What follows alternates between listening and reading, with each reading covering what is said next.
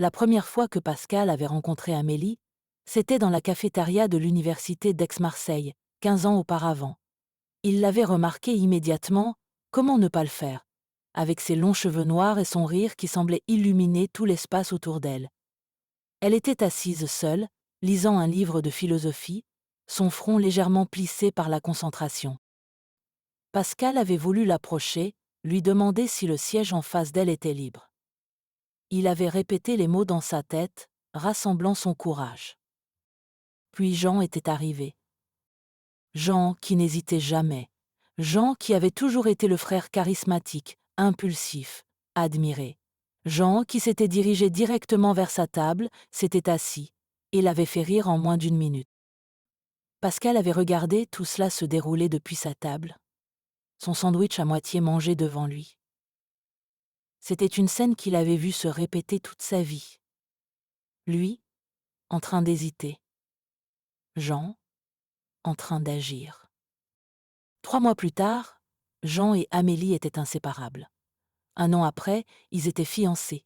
Pascal était le témoin à leur mariage, souriant pour les photos, faisant un discours éloquent sur l'amour et le destin.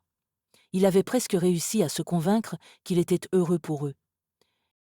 Puis étaient venus les jumeaux, et Pascal avait trouvé un nouveau rôle, l'oncle dévoué. Il adorait sincèrement Émile et Louis, ces petites versions de Jean avec les yeux d'Amélie. Il les emmenait pêcher, leur apprenait à faire du vélo, leur lisait des histoires.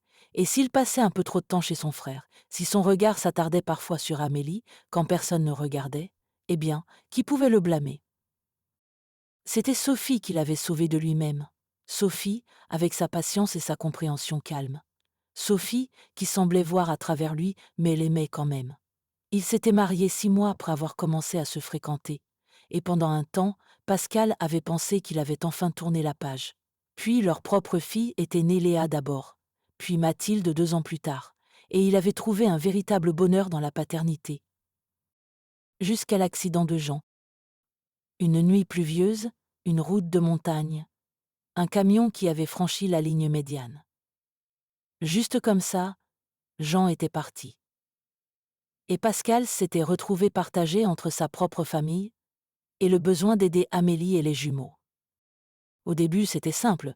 Des visites pour s'assurer qu'ils allaient bien, des courses, des réparations dans la maison. Mais au fil des mois puis des années, quelque chose avait changé. Amélie s'était appuyée sur lui de plus en plus. Les garçons le traitaient comme une figure paternelle. Et Pascal avait commencé à se demander si le destin ne lui offrait pas une seconde chance. Maintenant, alors qu'il conduisait dans la nuit vers la maison d'Amélie, ses souvenirs l'assaillaient comme des accusateurs silencieux.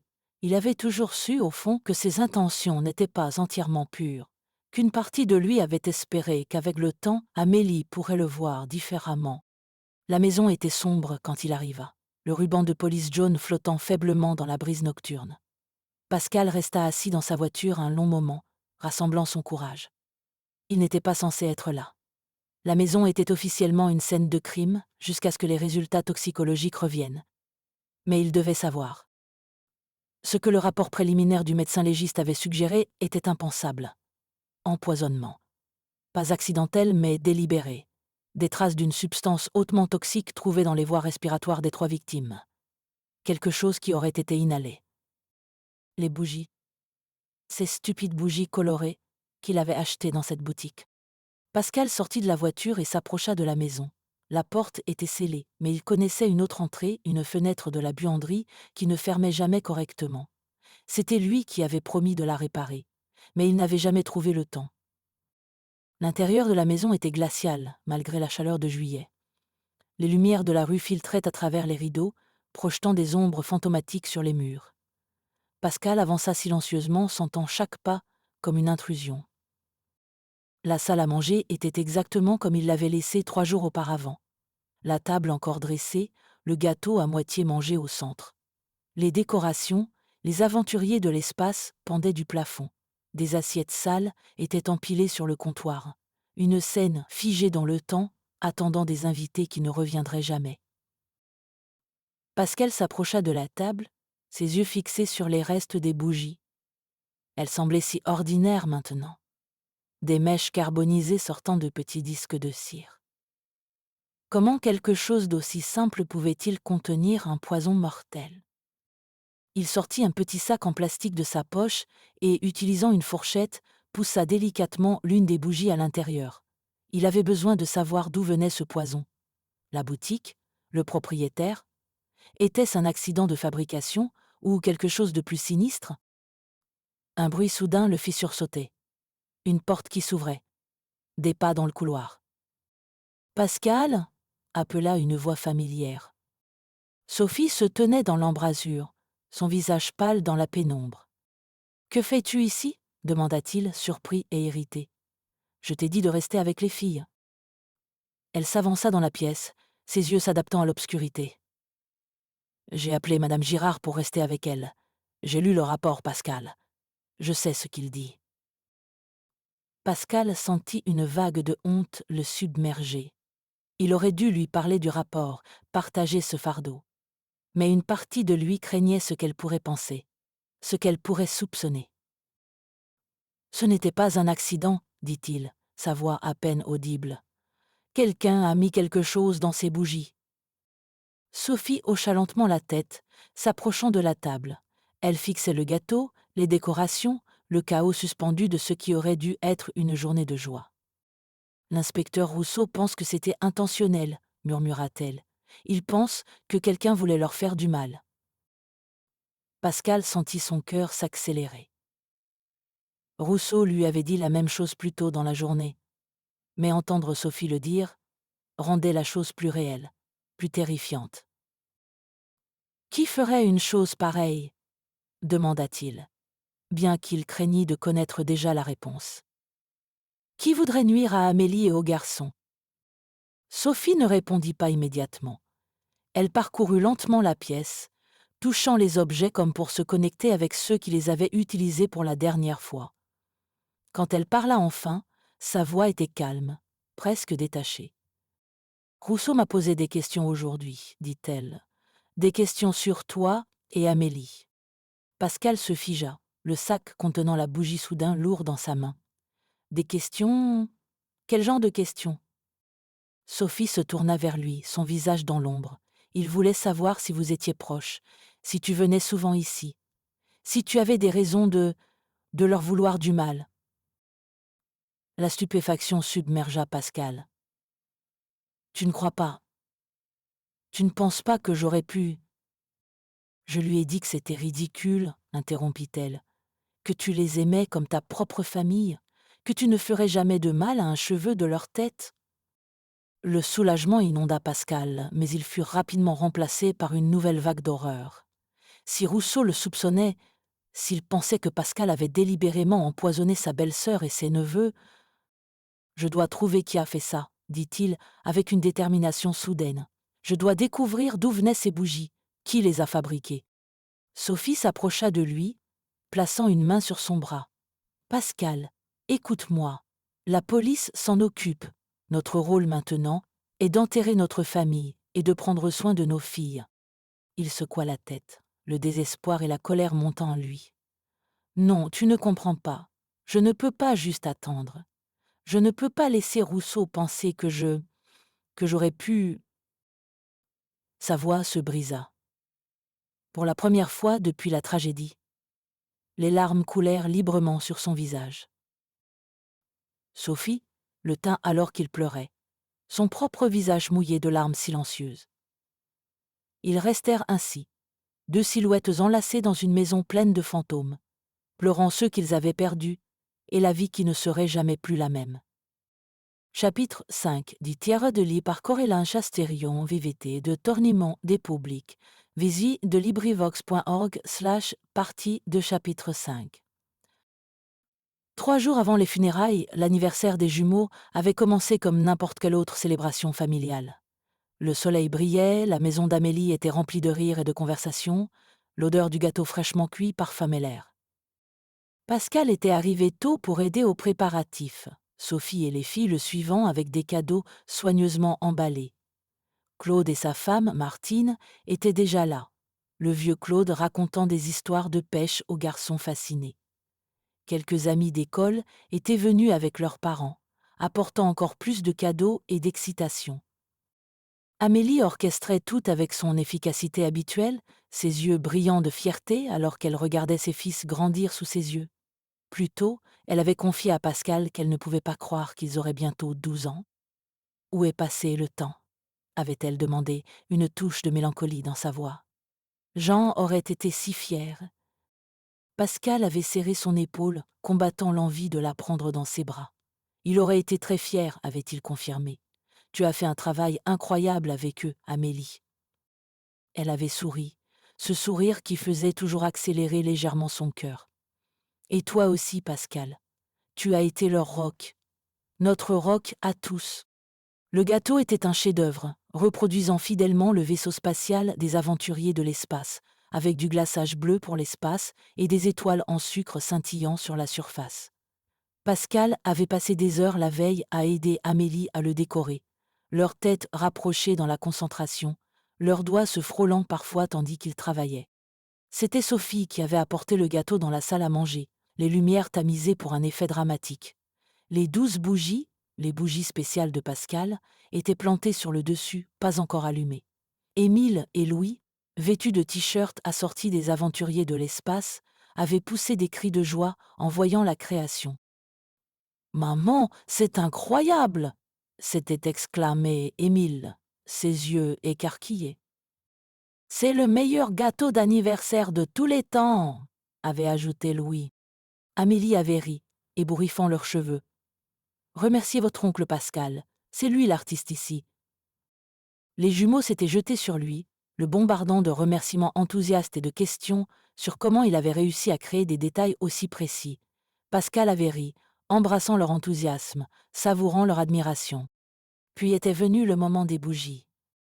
Pascal avait sorti son briquet, expliquant aux invités rassemblés que ces bougies étaient spéciales, qu'elles produiraient des flammes colorées comme les propulseurs du vaisseau dans le dessin animé préféré des garçons.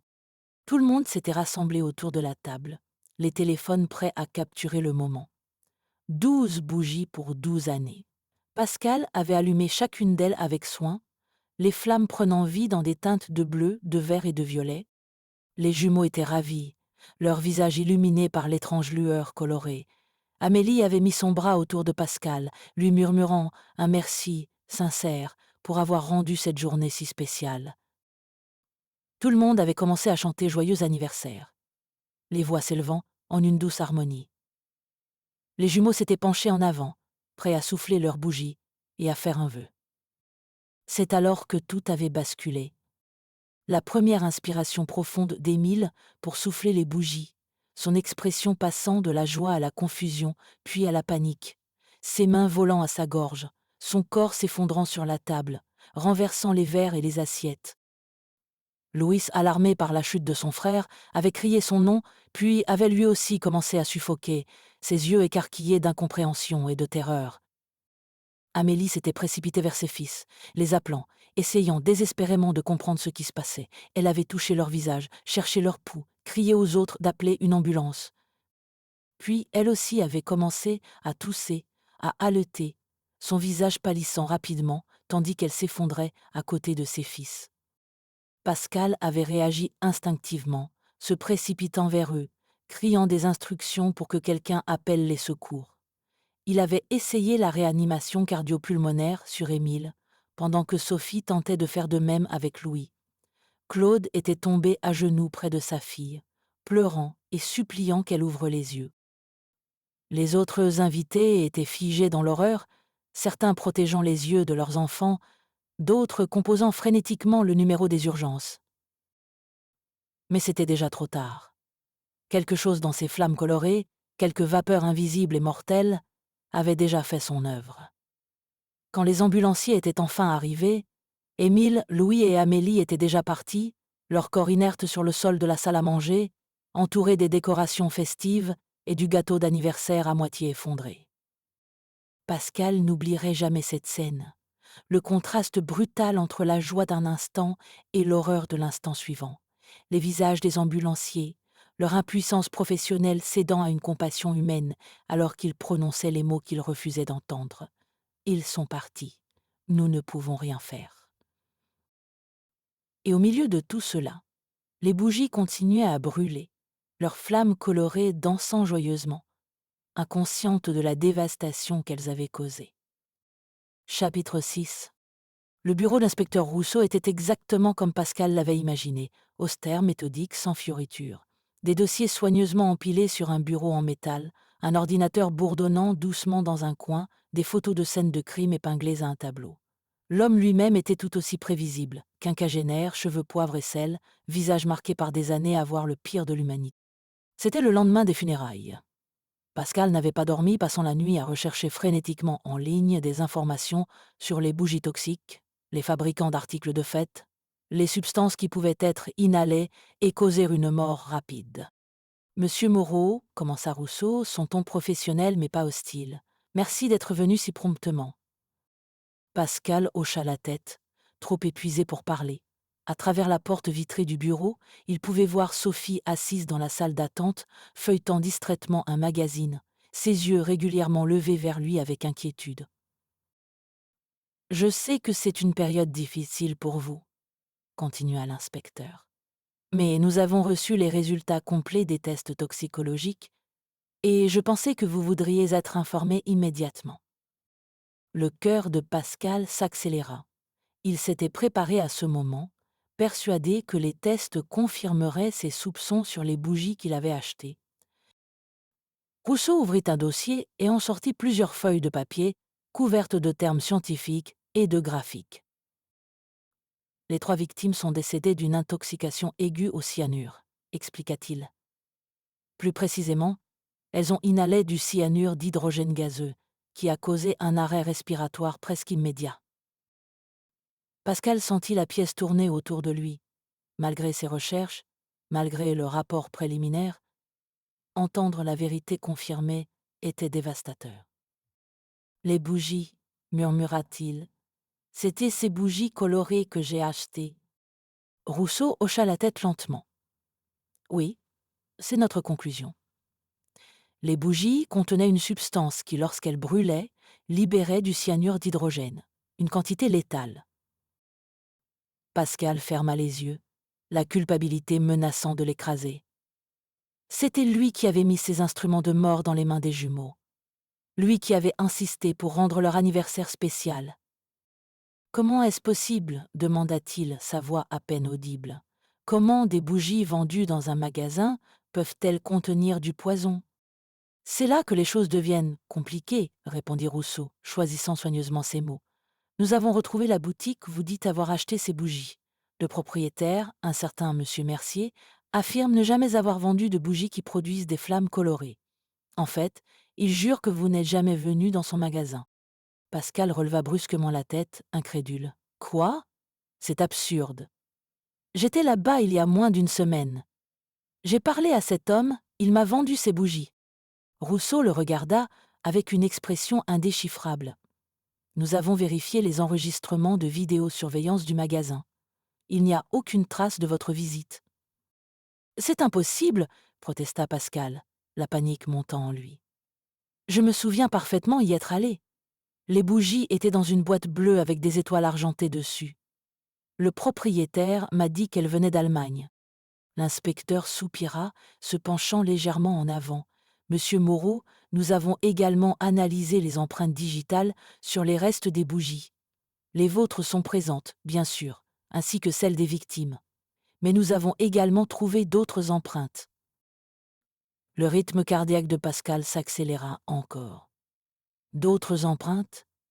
À qui ? Rousseau hésita, puis poussa une photo à travers la table. Des empreintes digitales agrandies, avec des lignes rouges indiquant les points de correspondance. Ces empreintes appartiennent à votre épouse, Madame Sophie Moreau. Le monde de Pascal s'arrêta. Sophie ? Que voulez-vous dire ? Bien sûr que ces empreintes sont là. Elle a aidé à organiser la fête. Pas seulement sur les bougies, monsieur Moreau, précisa Rousseau. Sur la boîte qui contenait les bougies. Une boîte que nous avons retrouvée dans votre propre garage, soigneusement cachée derrière des boîtes de décoration de Noël. Une boîte contenant des gants en latex et des documents sur la synthèse du cyanure. Pascal se sentit malade. C'était comme si le sol s'ouvrait sous ses pieds, l'envoyant dans une chute sans fin. Sophie ? Ça, Sophie? C'était impossible. Nous avons également trouvé ceci, ajouta Rousseau, plaçant une autre photo sur la table. C'était une impression d'un courriel, envoyé depuis un compte anonyme à une adresse que Pascal ne reconnaissait pas. La date remontait à 3 mois plus tôt. Je ne peux plus supporter de voir comment tu la regardes, comment tu t'occupes d'eux comme s'ils étaient à toi. Notre mariage n'a jamais été qu'un lot de consolation pour toi, n'est-ce pas? Tu as toujours voulu Amélie, tu as toujours voulu sa vie, je t'ai donné 2 filles, et pourtant tu passes plus de temps avec ces garçons qu'avec les nôtres. Cela doit cesser. Pascal fixait les mots, incapable de réconcilier leur haine avec l'image qu'il avait de sa femme calme et aimante. Sophie, qui avait toujours semblé si compréhensive de sa relation avec Amélie et les jumeaux. Sophie, qui n'avait jamais montré un signe de jalousie ou de ressentiment. Sophie, qui était assise juste de l'autre côté de cette porte en verre, regardant son téléphone comme si rien n'était anormal. « Ce n'est pas possible, » murmura Pascal. « Vous avez tort. Sophie n'aurait jamais... » « Nous l'avons confrontée avec ses preuves ce matin, avant votre arrivée, » l'interrompit Rousseau. « Elle a tout avoué, monsieur Moreau. » Le monde de Pascal s'effondra. Il tourna la tête pour regarder à travers la vitre et vit que Sophie n'était plus seule. 2 officiers en uniforme se tenaient à côté d'elle maintenant, l'un d'eux tenant des menottes. Leurs yeux se rencontrèrent à travers la vitre, et Pascal y vit quelque chose qu'il n'avait jamais vu auparavant, une rage froide et calculatrice qui glaçait son sang. « Elle a planifié tout cela pendant des mois, » expliqua Rousseau doucement. « Elle a étudié la chimie, appris à synthétiser le cyanure à partir de matériaux facilement disponibles. Elle a fabriqué ses bougies elle-même, puis les a placées dans une boîte qu'elle a conçue pour ressembler à un produit commercial. Elle vous a manipulé pour que vous pensiez les avoir achetés dans ce magasin. Un faux souvenir qu'elle a soigneusement implanté à travers des conversations subtilement orientées. Elle savait que vous voudriez faire quelque chose de spécial pour les garçons, et elle a utilisé cette connaissance contre vous. » Pascal sentit des larmes couler sur son visage. Comment avait-il pu être aussi aveugle? Comment avait-il pu vivre avec quelqu'un pendant plus d'1 décennie et ne jamais voir la noirceur qui se cachait derrière son sourire patient? « Pourquoi les enfants ?» demanda-t-il, sa voix se brisant. « Pourquoi Émile et Louis? Ils étaient innocents. » Rousseau secoua la tête tristement. D'après sa confession, elle voulait vous faire souffrir de la manière la plus profonde possible. Vous priver de la famille que vous sembliez préférer à la vôtre. Elle savait que la mort d'Amélie seule ne suffirait pas. Vous auriez encore les garçons à aimer, à protéger. Elle voulait tout vous enlever. Une vague de nausée submergea Pascal. Les visages des jumeaux s'imposèrent à son esprit, leur sourire excité alors qu'il se penchait pour souffler ses bougies mortelles. Et Amélie, confiante en lui jusqu'à la fin, pensant qu'il avait rendu leur journée spéciale avec son cadeau réfléchi. Il avait conduit les 3 à leur mort, aussi sûrement que s'il avait versé le poison lui-même. À travers sa douleur, une pensée émergea soudainement. « Léa et Mathilde, dit-il, la panique dans sa voix. Où sont mes filles? » « Elles sont en sécurité, » assura rapidement Rousseau. « Votre belle-mère, Madame Girard, est venue les chercher.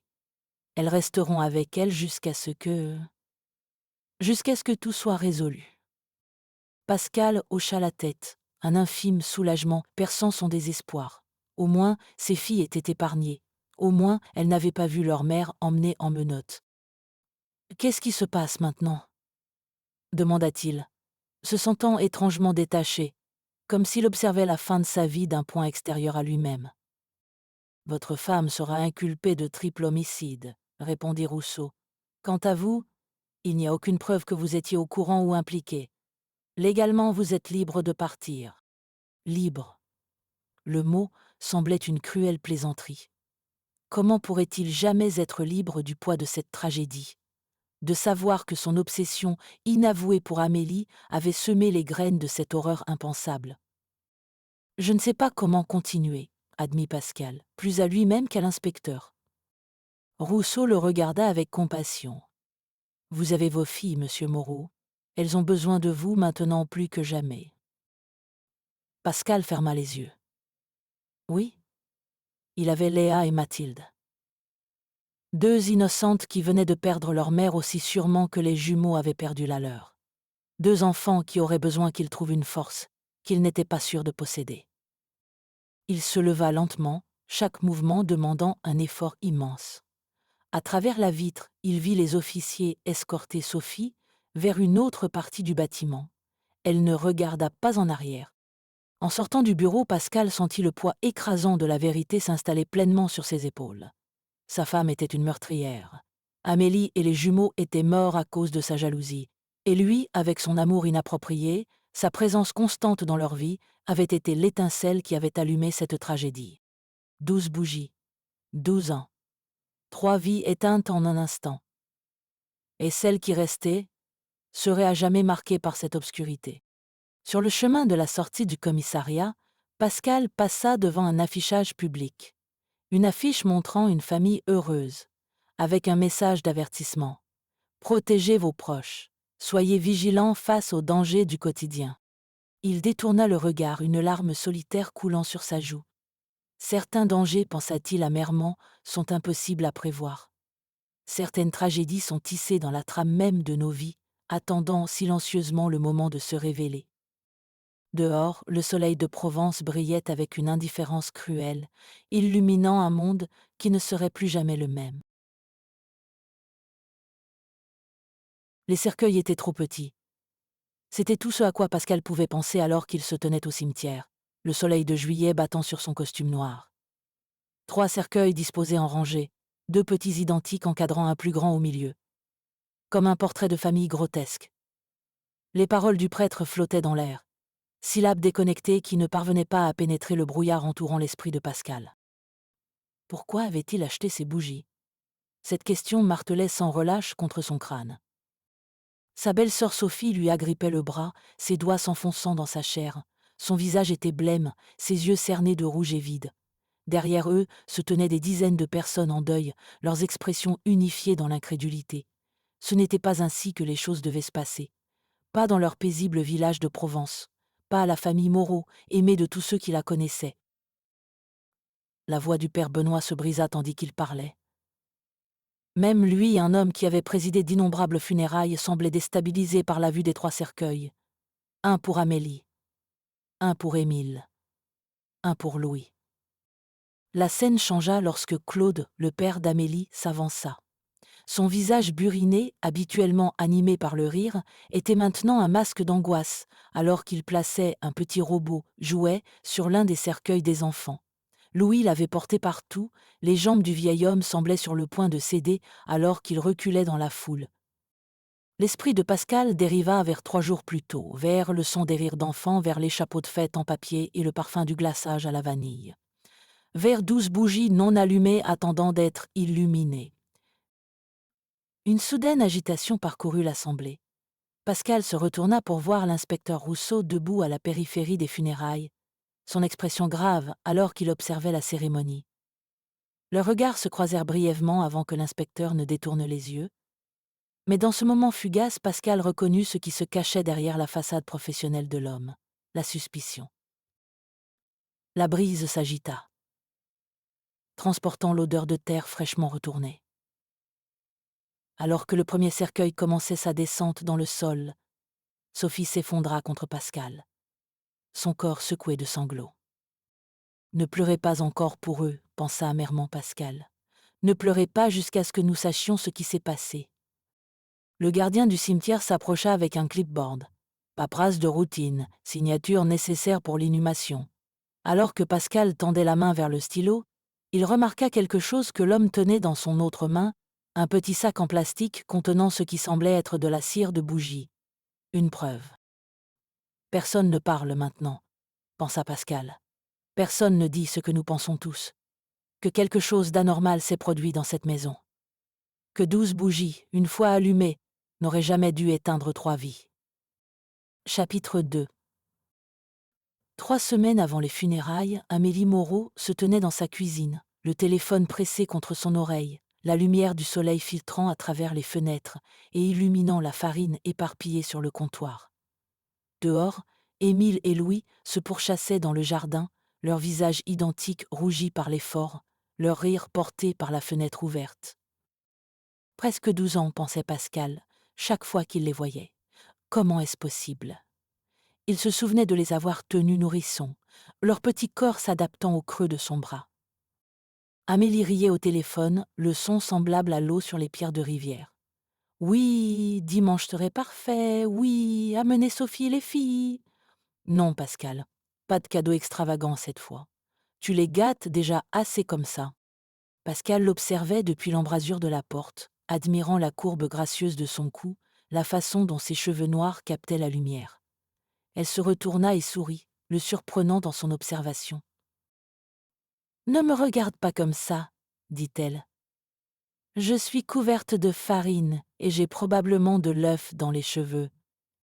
Tu es magnifique, répondit-il honnêtement. Il n'ajouta pas « Tu ressembles à Jean ». Le fantôme de son frère planait toujours entre eux, invisible mais présent. Jean, mort 5 ans auparavant dans un accident de voiture, laissant Amélie veuve avec 2 fils de 7 ans. Pascal avait fait de son mieux pour combler ce vide, pour être l'oncle dont les garçons avaient besoin, pour aider Amélie à traverser les jours les plus sombres. Il y avait eu un temps où il avait espéré être plus. Avant Jean. Avant que son frère ne rencontre Amélie à l'université et ne tombe instantanément amoureux. Avant que Pascal ne s'efface comme il l'avait toujours fait face à son frère charismatique. Amélie essuya ses mains sur son tablier. « Les garçons veulent un gâteau, les aventuriers de l'espace, dit-elle, faisant référence au dessin animé qu'il regardait obsessionnellement. Je ne sais pas comment je vais reproduire le vaisseau spatial en glaçage. Je peux t'aider, offrit Pascal. J'ai quelques talents artistiques cachés. Elle lui sourit. Et pour un instant, il oublia la culpabilité qui l'accompagnait chaque fois qu'il se permettait de ressentir quelque chose pour elle. « Tu es un saint, Pascal Moreau, dit-elle. Que ferais-je sans toi ?» Pascal savait qu'il n'était pas un saint. Les saints ne convoitaient pas les femmes de leurs frères décédés. Les saints ne comptaient pas les jours jusqu'à ce qu'il soit approprié de confesser des sentiments réprimés depuis plus d'une décennie. Louis surgit dans la cuisine, ses cheveux bruns ébouriffés, son t-shirt taché d'herbe. « Oncle Pascal !» cria-t-il, se jetant dans les bras de Pascal avec l'abandon total que seuls les enfants peuvent afficher. « Tu es venu pour les préparatifs de fête ?» Émile apparut un instant plus tard, plus réservé que son frère mais tout aussi enthousiaste. « Maman dit que nous pouvons avoir 12 bougies sur notre gâteau. Une pour chaque année. » Pascal hocha la tête, souriant malgré le léger pincement au cœur. 12 ans. Le temps passait si vite. Bientôt, il serait adolescent, puis jeunes hommes. Et où serait-il alors? Toujours en périphérie, toujours à regarder la vie qu'il aurait pu avoir. Amélie passa une main affectueuse dans les cheveux de Louis. « J'allais justement dire à votre oncle que vous voulez un gâteau les aventuriers de l'espace. »« Il peut rester pour dîner ?» demanda Émile, regardant Pascal avec espoir. « Il reste toujours pour dîner, » taquina Amélie, lançant à Pascal un regard complice. C'était vrai. Il venait presque tous les jours maintenant, apportant des courses, aidant avec les devoirs des garçons, réparant les petites choses qui se brisaient autour de la maison, remplissant l'espace laissé par Jean du mieux qu'il pouvait. « J'ai acheté quelque chose pour la fête, » dit Pascal, se rappelant soudain le sac dans sa voiture. « Des bougies spéciales. Elles brillent avec des flammes colorées.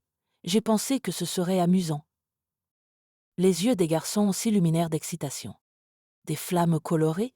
répéta Louis émerveillé. « Comme dans le dessin animé, quand l'équipage célèbre les anniversaires dans l'espace, » ajouta Émile. Amélie leva un sourcil. « Où as-tu trouvé des choses pareilles ?»« Dans cette nouvelle boutique d'articles de fête à Aix, » répondit Pascal. « Le propriétaire m'a assuré qu'elles étaient parfaitement sûres. » Plus tard, il se souviendrait de cette conversation avec une clarté douloureuse, la désinvolture avec laquelle il avait acheté ses bougies, l'enthousiasme innocent des garçons, le sourire confiant d'Amélie. Plus tard, il se demanderait s'il aurait pu éviter la tragédie s'il avait simplement choisi des bougies ordinaires. Chapitre 3. Sophie Moreau observait son mari depuis l'autre côté de leur chambre à coucher silencieuse. C'était la nuit avant l'enterrement, et Pascal n'avait pas prononcé plus de 10 mots depuis leur retour de la morgue cet après-midi-là. Il était assis au bord du lit, fixant le mur, ses cheveux habituellement soignés en désordre, sa barbe de 3 jours assombrissant son visage.